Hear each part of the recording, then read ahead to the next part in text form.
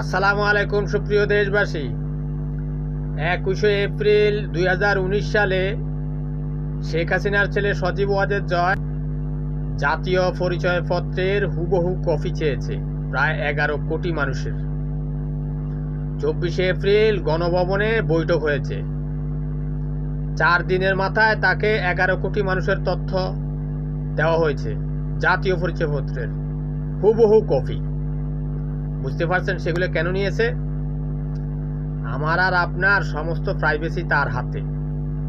ও কিন্তু হকার। এই জাতীয় পরিচয়পত্রের সাথে আপনার ব্যাংক অ্যাকাউন্ট জড়িত, এই জাতীয় পরিচয়পত্রের সাথে আপনার মোবাইল টেলিফোন সব জড়িত। এই হকার আপনার আমার ব্যাংক অ্যাকাউন্ট হ্যাক করবে। আমি আপনি টেলিফোনে মোবাইলে কি কথা বলি এগুলো রেকর্ড করবে ইসরায়েলিকে দিয়ে।